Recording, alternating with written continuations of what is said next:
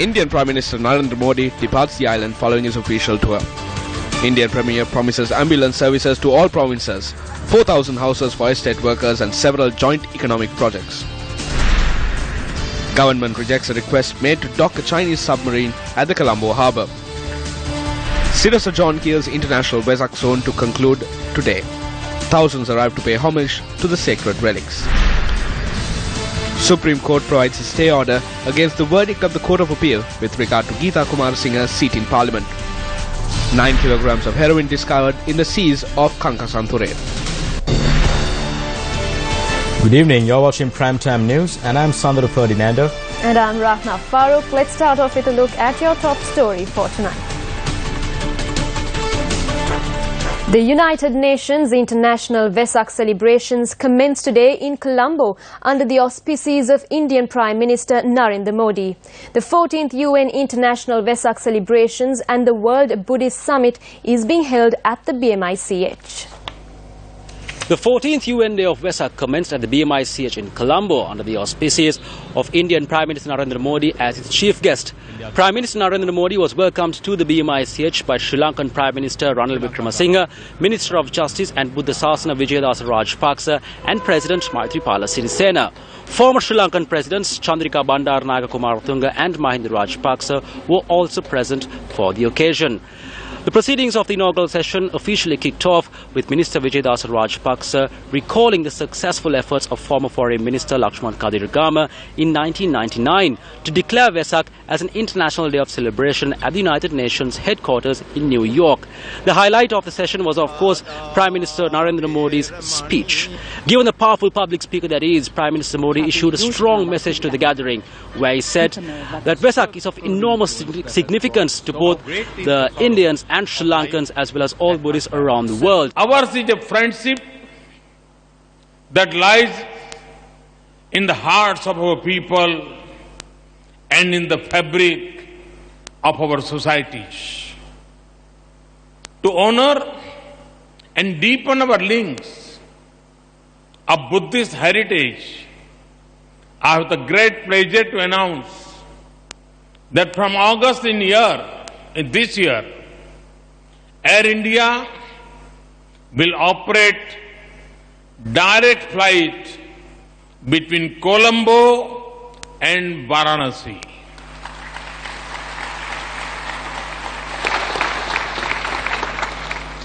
We are committed to the economic prosperity of our Sri Lankan brothers and sisters. We will continue to invest in driving positive change and economic growth to deepen our development cooperation. In trade and investment, we are already significant partners. We believe that free flow of trade, investment, technology, and ideas across our borders will be to our mutual benefit. Today, India's development cooperation with Sri Lanka amounts to $2.6 billion. My conversations with President Sirisena and Prime Minister Wickremesinghe have only reinforced our will to join hands in achieving our common goals.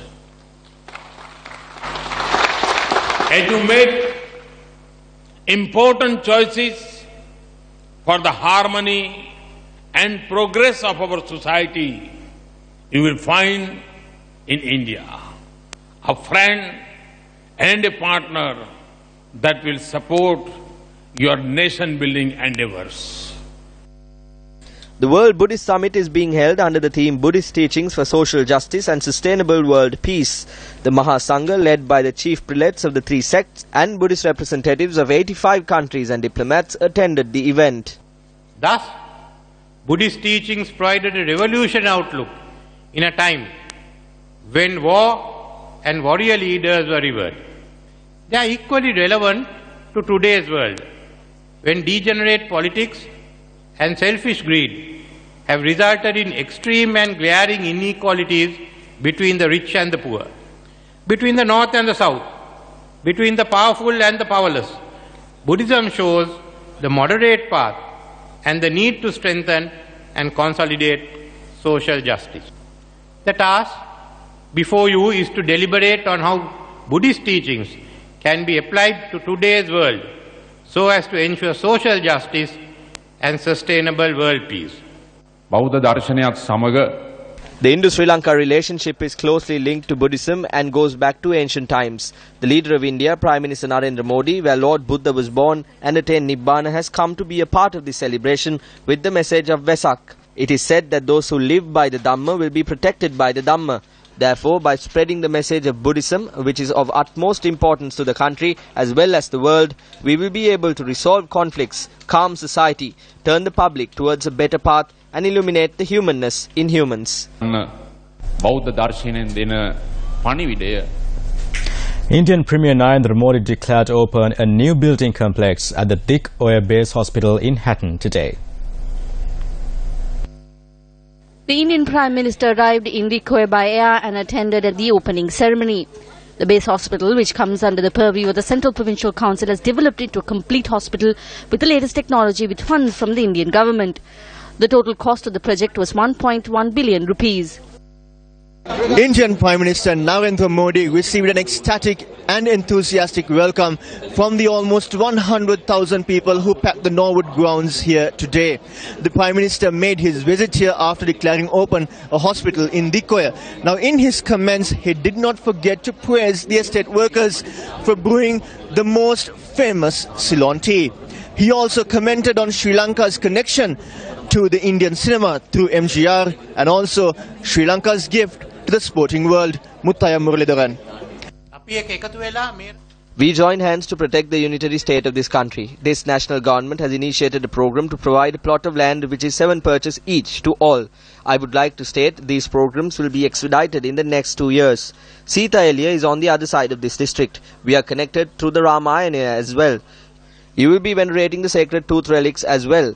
Non-Hindu devotees also travel to Kuruvayu in Tirupati and carry out religious activities. There is no difference between our countries. We were formed by one cultural heritage. We lived together. We will live even more closer than this in the future.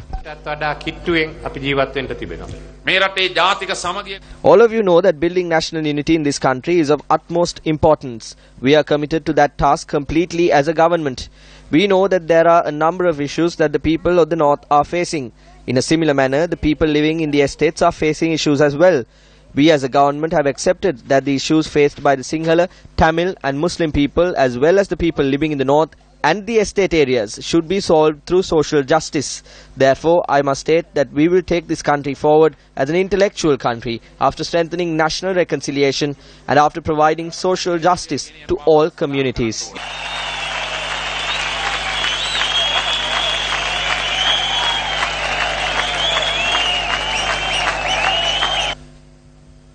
சகோதர் சகோதரிகளே வணக்கம்.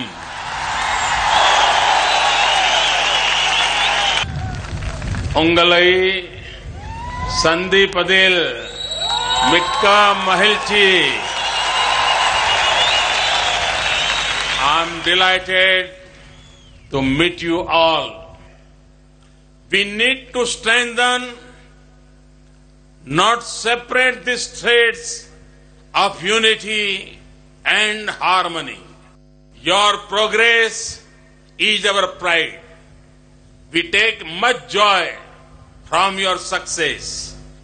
We will continue to work tirelessly for your socio-economic upliftment in all possible ways. We have decided to extend the 1990 emergency ambulance service currently in operation in western and southern provinces to all the other provinces as well. As part of the innovative Indian housing projects in Sri Lanka, 4,000 houses are being constructed up-country areas. I'm happy that for the first time, beneficiaries are also being given ownership of the land on which the houses are being built. A media briefing was held in Colombo last night with the Indian High Commissioner to Sri Lanka and the Joint Secretary, Indian Ocean Region and Minister of External Affairs.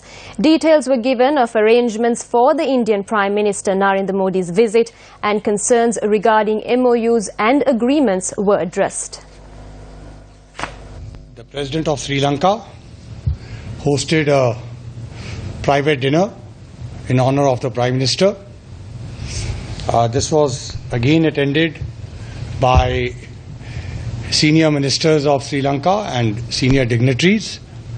Of course, the Prime Minister of Sri Lanka, the Leader of Opposition, Mr. Sambandhan, the Chief Minister of Northern Province. Following that, the Prime Minister received former President of Sri Lanka, Mr. Mahinda Rajapaksa, at his request. The visit is in the context of the International Wesat Day, but at the same time, although there are no formal given the Vesak Day celebrations for which has come as the chief guest, there are no MOUs or agreements, no documents which are to be signed, but of course he has already had discussions with the Sri Lankan leadership, and also he will avail the opportunity also interacting tomorrow. There are several areas which were touched upon today during the discussions. The focus on Buddhism, how the promotion of tourism, the Buddhist circuit and the connectivity between our two countries, and also the President of Sri Lanka mentioned about Bay of Bengal cooperation, which Prime Minister welcomed. Reuters, quoting two senior government officials, have reported Sri Lanka has rejected China's request to dock one of its submarines in Colombo this month. Reuters further states that Sri Lanka last allowed the Chinese submarine to dock in Colombo in October 2014, a move that triggered fierce opposition from its northern neighbour India, which worries about growing Chinese activity in a country it has long viewed as part of its area of influence. Reuters also reports that a senior government official said Sri Lanka was unlikely to agree to China's request to dock the submarine at any time, given India's concerns. On the 28th of March, former Defence Secretary Gotabaya Rajapaksa revealed that on two separate occasions, Indian National Security Advisor Ajit Doval had called for the cancellation of the Port City project as well as ending the agreement with China on the Colombo Port City. Rajapaksa also revealed that in 2014, the Indian High Commission had been informed of the Chinese submarine docking in Colombo Port. A special security team has been brought down from India to provide security to visiting Prime Minister Modi. The security details also includes 2 helicopters attached to the Indian Air Force. Prime Minister Ranil Wickremesinghe will travel to China tomorrow to take part in the One Belt One Road Summit in Beijing, China. During Chinese President Xi Jinping's tour of South and Southeast Asia in 2013, special attention was focused on the One Belt One Road initiative. China has already put in place programs in line with the One Belt One Road initiative. Foreign media reports that China will be spending a total of over $1 trillion for the One Belt One Road initiative, which will join Europe and Asia. Prime Minister Modi bringing in his own security is not something to be surprised about. However, when considering the international relations of the country, we should not be surprised that the final decision is being made in New Delhi and not Colombo. Sri Lanka should be very careful because the rejection of a Chinese submarine and the arrival of the Indian Premier happened at the same time. Some described the relationship between China and India as a Cold War in the Indian Ocean. Due to Sri Lanka's close geographic location to India and close economic ties with China, we could eventually become embroiled in this Cold War. Sri Lanka should be careful when dealing with India and China. We must make sure that we are not exploited by either country. We should not allow the indirect creation of a Chinese colony in the south and an Indian colony in the east. We can see the initial plans of such zones being drawn up. If this happens, Sri Lanka could become a geopolitical hotspot in the future.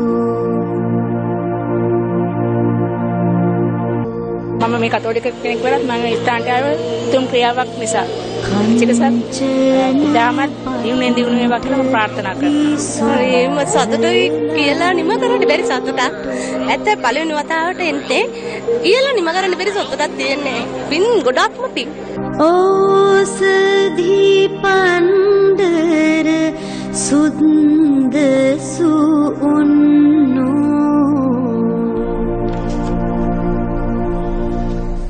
Now, in addition to the sacred relics, there were a number of other attractions at the Sirasa John Keells International Vesak Zone. A blood donation drive organized by Hilton Electrical Products Private Limited was organized at Sirasa John Keells International Vesak Zone today. Kevilton conducted a blood donation drive today and over 250 people took part. We thank everyone who took part in this effort.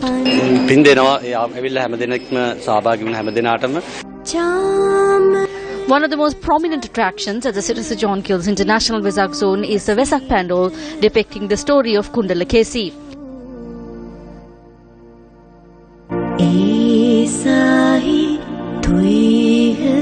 A number of breathtaking lanterns, puppet shows and Bhakti Gee performances also added colour to the Vesak Zone.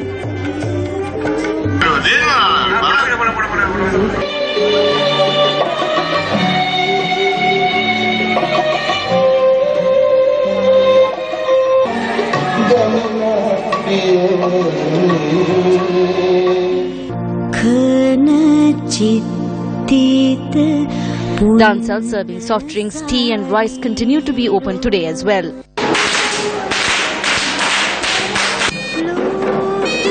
The Sri Lankan Navy conducted a special perahara at the Vesak Zone last night as well.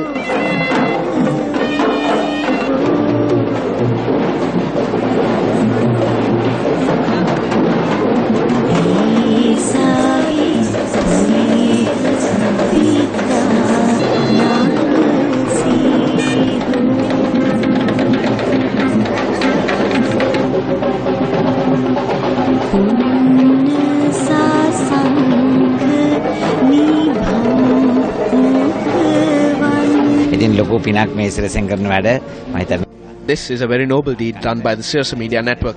I believe this is a very special opportunity for the people of Sri Lanka. Sri Lankans will not receive an opportunity of this nature to witness all these sacred relics under one roof. I hope that all the merits that we gather by paying homage to these sacred relics is also bestowed upon the leadership of the Sirasa Media Network.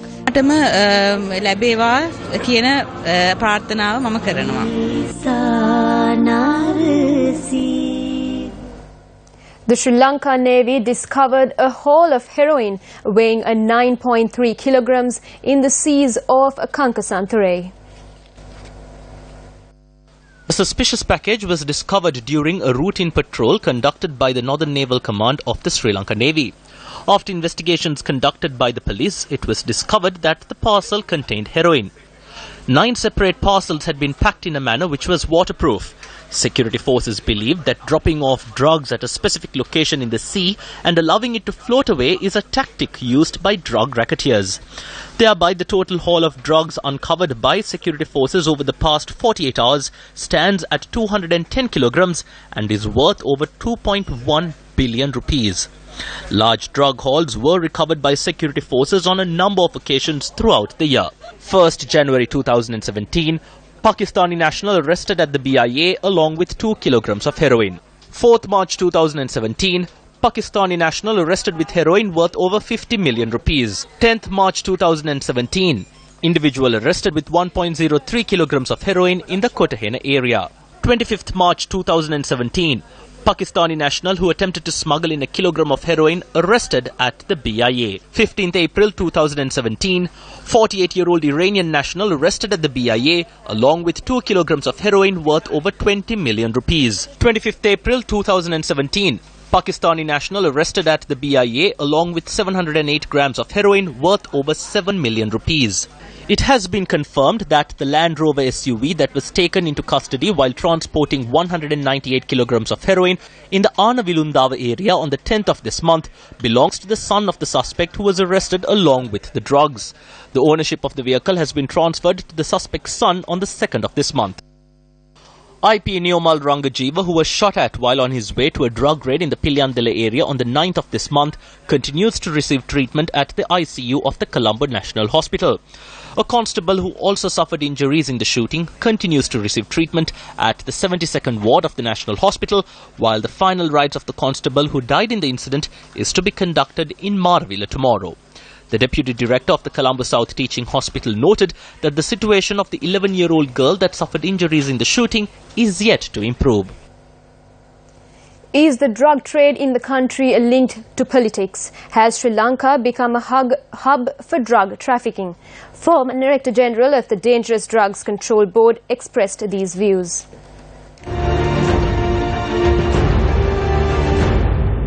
There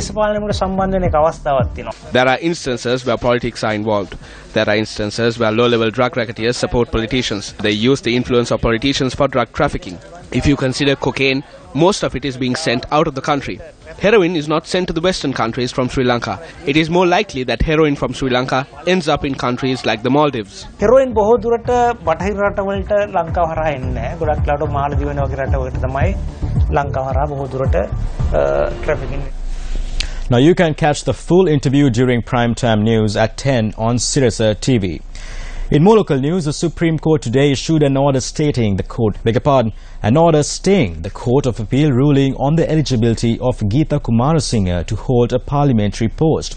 The stay order which was issued after taking into consideration a petition filed by Kumarasinghe challenging the verdict of the appeal of court will be in effect until the 15th of May. Last week, the Court of Appeal ruled that the Galle District MP was disqualified from being a Member of Parliament due to her dual citizenship status. The appeal filed by Geeta Kumarasinghe in the Supreme Court against the decision was taken up before a 3-judge bench. The Supreme Court granted us relief. They issued an order which stops any action being taken on my parliamentary seat till Monday. We have faith in the Supreme Court. The petitioners requested court not to issue any order as the petitioners have not received notice or legal documents related to the appeal. However, President's Counsel Ramesh De Silva, appearing on behalf of Geeta Kumarasinghe, pointed out that if an order is not issued, steps would be taken to annul the parliamentary seat of his client. The bench, which took this into consideration, issued an order and decided to take up the case once again in a few days. When inquired, Elections Commission spokesperson Deputy Chairman M.M. Mohammed noted that appointments will not be made until the Supreme Court delivers its verdict.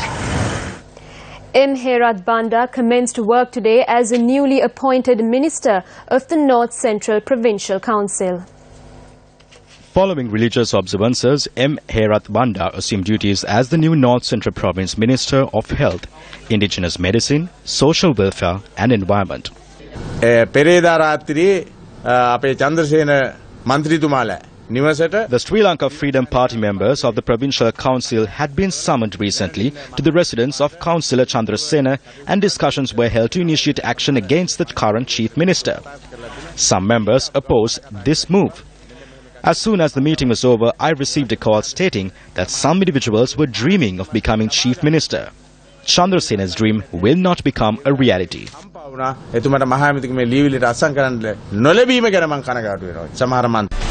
And that's all the news. I'm Sandar Ferdinando. And I'm Rahna Farooq. Thank you for watching. Have a pleasant night.